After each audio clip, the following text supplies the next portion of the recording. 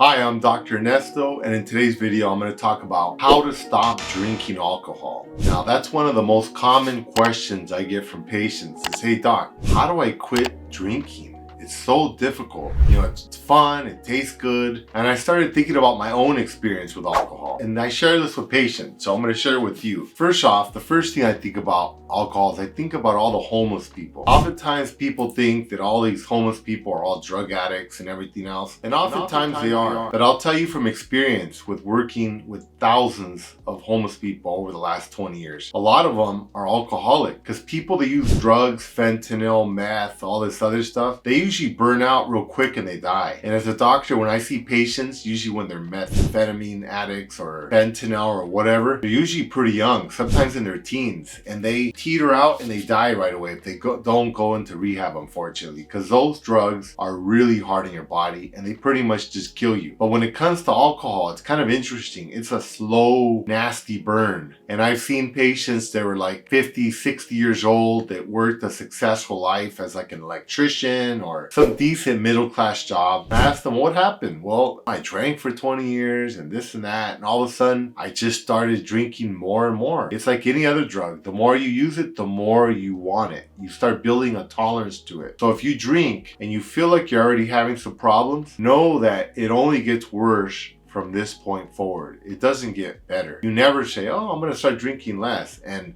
you want to drink less. It doesn't work like that. All the patients I've seen, you drink more and more and more. Maybe you start off in college with your friends at the fraternities or at the parties in high school or whatever. That's where I started. My brothers and sisters, they used to like to party hard and drink a lot, and their friends did.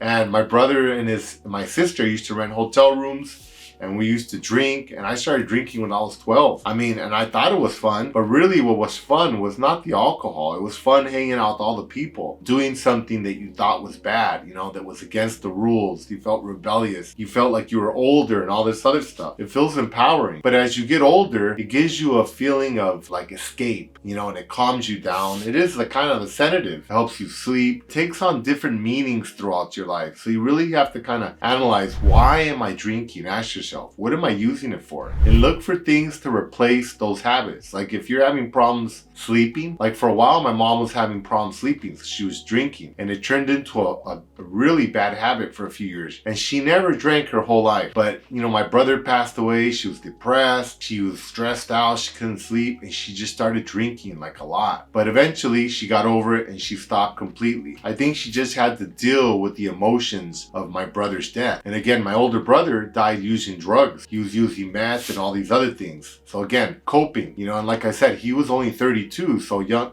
people that use drugs usually die really young. But alcohol, you're going to keep going, and it's just going to get worse. And what I see with patients is over time, the alcohol consumption kind of starts unraveling their life little by little. It's very slow and subtle. All of a sudden they can't go to work anymore. All of a sudden they drink more and more. They get tired. They get lazy. They become less responsible. They stop paying their bills. And again, when you use stimulants or alcohol or all these things, they stimulate your brain. Remember, they help you to release dopamine, the feel-good neurotransmitters. So it does give you a sense of well-being when you drink or you smoke weed or do meth or something like that. But what happens is you're overstimulating the cells in your brain that produce those neurotransmitters. So slowly they start getting destroyed. So let's just give an example. Let's say you had 5, cells in your brain that produce that neurotransmitter. They normally get stimulated and you feel euphoric or happy when you see a birthday cake or someone gives you a big surprise. You see a hot girlfriend or a hot boyfriend or something like that. That's exciting, and that's what makes life meaningful, is to have enjoyment. But when you use drugs or alcohol or things like that, it artificially stimulates you to release more than you normally do. And what happens is those cells start to burn out because they're being overstimulated. So instead of having 5, you start having 4, and then 3, and then 2. So then you require more of the stimulant, in this case is the alcohol, to get that same effect as before. The only thing is that instead of having 5, you only have 4 now, or 3. So you're not able to reach those highs that you used to feel. So then you start feeling kind of stressed, depressed, and disinterested in life. And that's the problem. That's why a lot of people that use drugs or alcohol commit suicide or they get depressed, because they lose the ability to feel those feelings of enjoyment that they used to feel in their life. Whereas if you don't drink or doing this stuff, you're normally just producing what you normally use, like for regular situations like birthday cakes and stuff. You're not overstimulating, you're not destroying those cells. So your happiness ability is intact. It basically destroys your ability to feel happy. And that's what leads to depression, the regret, all that other kind of stuff. So it's something to keep in mind over the long term. So then these patients will tell me, okay, they had this good job, they were drinking, they started feeling dissatisfied with their work, all of a sudden they started feeling dissatisfied with their partner, their children, their family life, and they start drinking more and more to try to cope. And they get that feeling that they used to feel before. The only thing is, the more they drink, the more they fall apart, the more they start having disagreements, the more they start missing work because they're drinking too much. And that leads to more problems. So it's kind of a snowball effect. And it's really interesting because I've literally heard this story thousands of times. It's almost identical. And then they tell me, you know what? Then I got divorced. And then I decide, you know what? I'm so depressed. I'm so,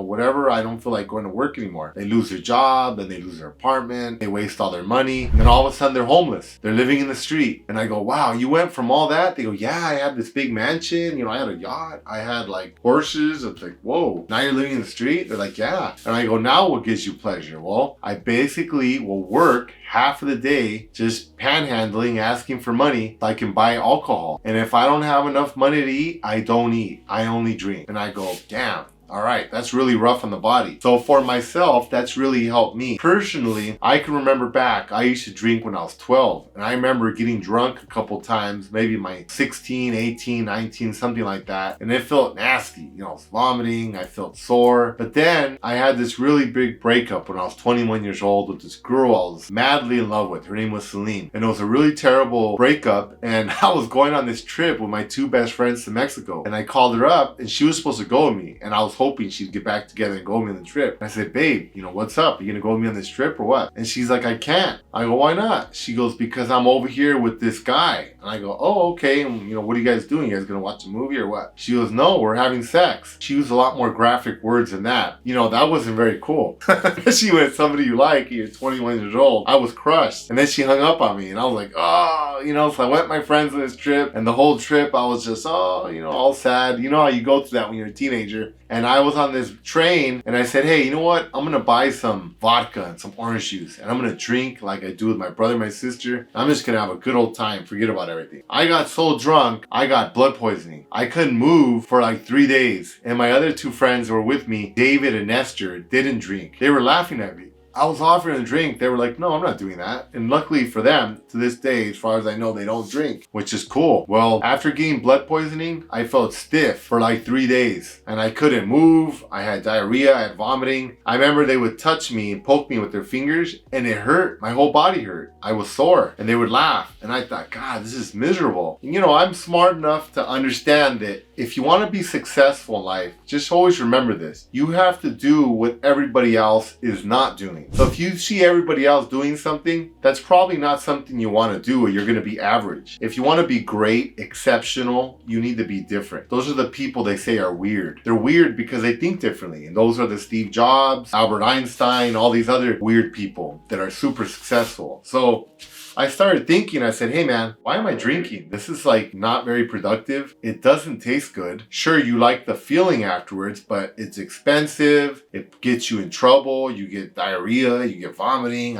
It's very uncool. And at that time, I was a wrestler. I was a college wrestler. And I remember every time I drank on a weekend with my friends or something, my brother, my sister, whatever, my performance would drop for like 3 or 4 days. I would get beat. And I remember one time I went to this wrestling meet and I wrestled and I was pretty embarrassed. This guy was pretty bad shape, but I had been drinking like the night before and he rolled me over and he beat me pretty easily. And it was embarrassing. And it's very prideful. It hurts your pride when you get pinned or beat like that when you're wrestling. And that made me really think about the consequences of what I was doing. So if you're having a problem with drinking, make a list of how it's affecting your life. You're not going to have anything positive on there. I guarantee it. It's going to be bad health, bad finances, affecting your interpersonal relationships. It's just not good. I'm 48. I have plenty of friends that drink and some that don't. The ones that drink, I see them, I look a lot younger. I don't spend all the money they do. Some of them, their speech is getting weird. They're forgetting stuff. They're young, but they haven't taken good care of their body. You have to know that if you drink, it's going to affect your memory. Every time you drink alcohol, it kills off brain cells, okay? So just to put it in scale, you're born with billions and billions of brain cells when you're a baby. From the moment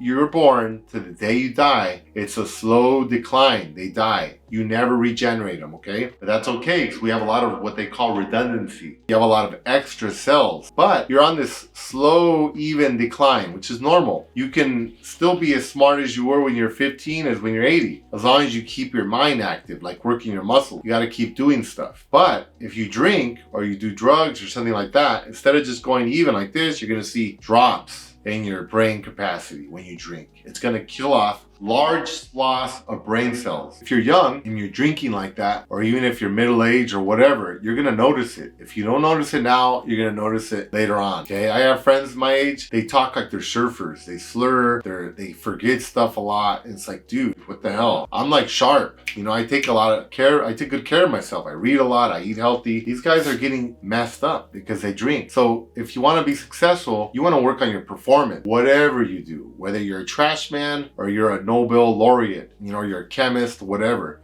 You need to perform, and you're going to be at your best if you're not drinking. If you're drinking, your performance is going to decline. So you're never going to become the best of the best if you're doing things that are not supporting what it is you want to do in life, okay? Sure, there's people that drink that are successful. It's not the worst thing in the world, but it's definitely not something that's productive, that's made anybody better. Like Ernest Hemingway, he was a stud. He got drunk all the time. Winston Churchill, he was a stud. He got drunk every day. But imagine if they weren't drinking, how much more productive they would have been. Those guys were geniuses, so they're outliers. But not all of us are geniuses, so we're not all going to perform that way after we've had a couple of bottles of whiskey or rum or whatever it is they drank.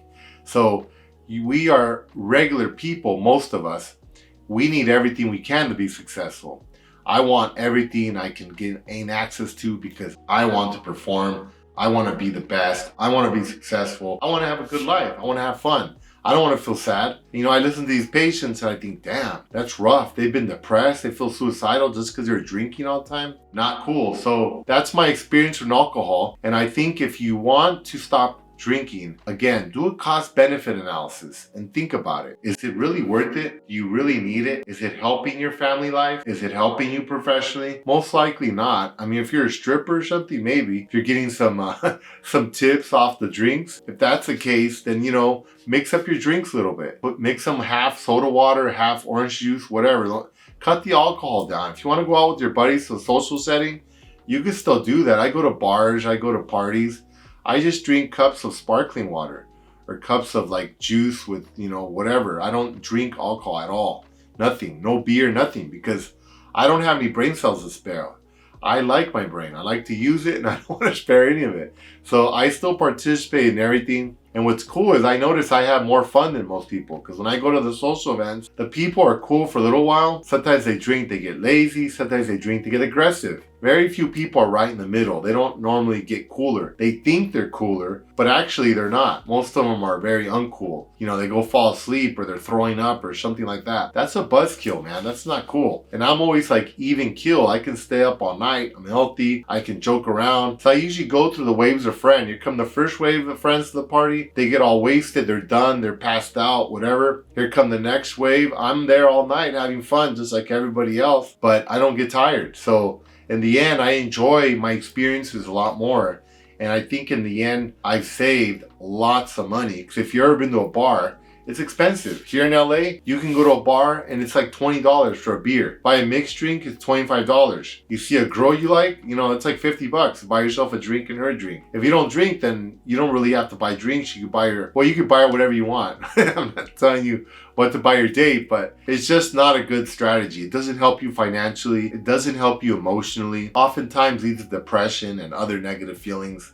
And it's definitely not going to help your health. It's going to age you. You're going to have neurological problems. You're going to have brain damage. So think about it. And next time you see all those homeless people laying on the sidewalk passed out and all that stuff. A lot of them are not on drugs. They've been drinking Modelo's or Coronas or Bud Light or something like that. And it's going to have just as much of an effect, but again, over the long term. You don't need that in your life. So thank you for listening. And from Los Angeles, California, this is Dr. Ernesto. And if you haven't already, please subscribe to our channel and like the video. Thank you. Goodbye.